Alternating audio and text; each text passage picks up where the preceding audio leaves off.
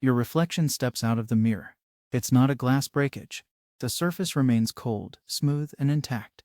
Your own face, your own clothes, your own posture simply detaches from the silver backing and moves forward into your air. It occupies a space 1 meter from you, a perfect three-dimensional copy, breathing your bathroom air. Your mirror hangs empty. Your first instinct is to step backward. Your reflection matches you, step for step, maintaining that exact 1 meter distance. You reach a hand out. Its hand extends toward yours. Your fingertips are 10 centimeters apart, separated by a barrier of air that feels charged, dense. You pull your hand back. It does the same. A perfect, silent mimic. Then you blink. Your reflection does not. It holds your gaze, its eyes wide and unblinking. The muscles around its mouth twitch, a micro-expression yours didn't make. Your heart rate spikes.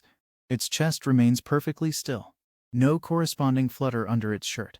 Your autonomic nervous system has just decoupled from your image. Panic is a chemical signal. Adrenaline floods your capillaries, your pupils dilate, your breath shortens. Your reflection shows none of it.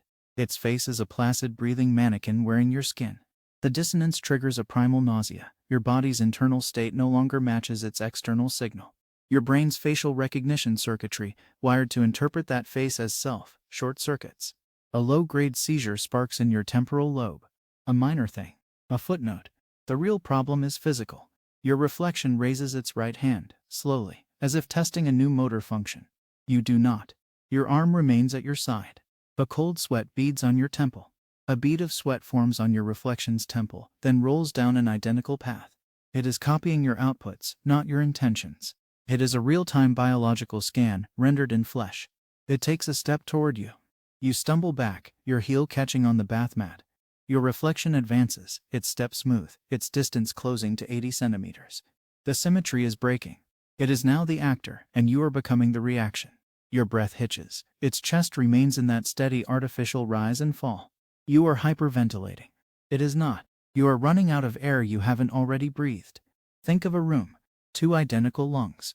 One set is panicked, consuming oxygen at triple the rate. The other set is calm, efficient. They are drawing from the same atmospheric reservoir, this bathroom, this house. Your reflection's metabolic activity is a perfect copy of your baseline, a healthy, resting rate. Yours is surging. It is, effectively, breathing for you. Or rather, it is breathing instead of you. Every molecule of oxygen it pulls into its lungs is a molecule denied to your heaving chest. You are not fighting a monster. You are competing with your own ideal efficiency in a sealed system. Your vision tunnels. The edges dim. This is not fear. This is simple hypoxia. Your alveoli starve. Your reflection watches, impassive, as your knees buckle. You slump against the sink cabinet. The cool porcelain feels distant.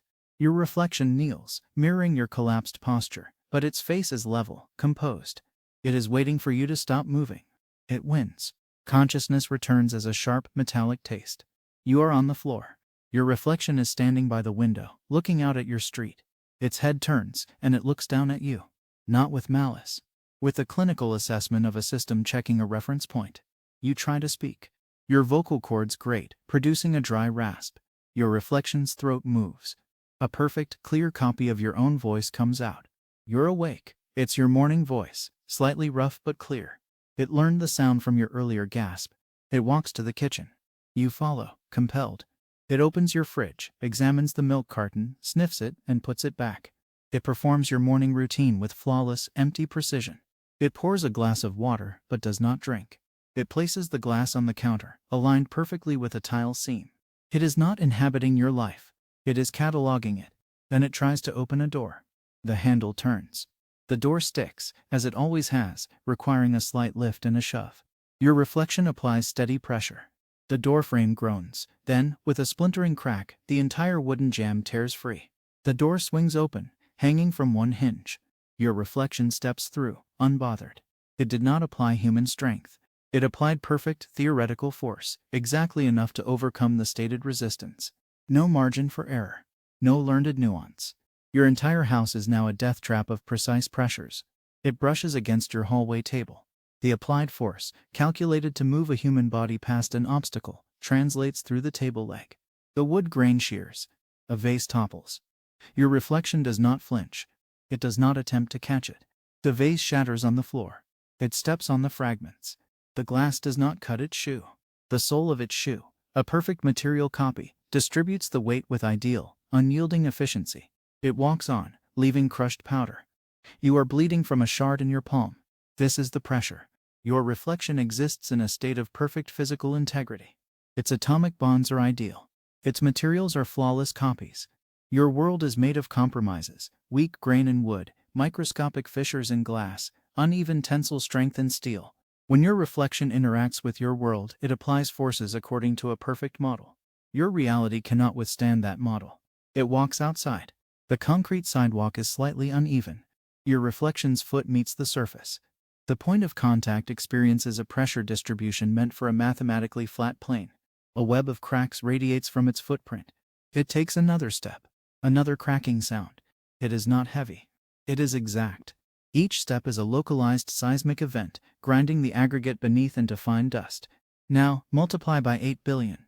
Every mirror, every window, every polished surface, every still puddle, every smartphone screen, every reflective interface births a copy. They step out into a world not built for them. They are not invaders. They are simply present. And their presence is a constant, grinding recalibration of local physics. A skyscraper's glass curtain wall empties. 10,000 corporate reflections step onto the street. They walk. The asphalt buckles under the perfect rhythm of 10,000 synchronized steps. A car swerves. Its chrome bumper is polished. A driver's side reflection phases through the metal, appearing in the passenger seat. The driver screams.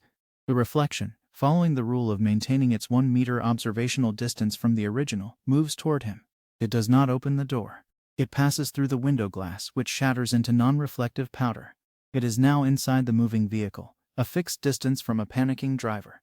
The car veers into a support column of an overpass. The column is faced with polished granite. The reflection of the concrete pylon steps out. It is stone. It stands, a statue of pure compressive strength, in the middle of the highway. The car hits it. The car disintegrates. The stone reflection does not move. It is, for all intents, part of the original pylon now, an anchor of perfect structural integrity in a world of stress fractures. Traffic piles into it. Each impact transfers energy into a perfect object. The energy has nowhere to go but back into the system. Metal folds. Fires ignite. This happens at every scale. A child's plastic mirror toy releases a 6-inch tall reflection. It walks across the nursery floor. The laminated wood fiber, designed for the soft weight of a toddler, splinters under its precise footfall. A hospital's stainless steel instrument tray reflects a surgeon. The surgical reflection picks up a scalpel, a perfect, atomic scale edge. It makes an incision along a perfect, theoretical line. The biological tissue, with its chaotic capillaries and fibrous layers, cannot conform. The cut does not heal. It simply parts, following the ideal geometry of the blade. The world is being reverse-engineered by its own image. And you are still linked. Your reflection is still within that 1 meter orbit, a silent, draining satellite. You feel weaker. Your thoughts are sluggish. It is not stealing your soul. It is resolving a thermodynamic imbalance. Two identical systems cannot exist in the same state. One must degrade to increase universal entropy. You are the degradation. Your cells make copying errors. Your mitochondria falter. Its cells are pristine. You are the worn original. It is the perfect archival copy. You try a final desperate thing. You run to the bathroom, to the empty mirror. You look into it. The glass shows only the wall behind you. There is no you in it. Your reflection follows, standing beside you, looking at its own empty pane. For a moment, you both stare at the absence. Then it turns its boy.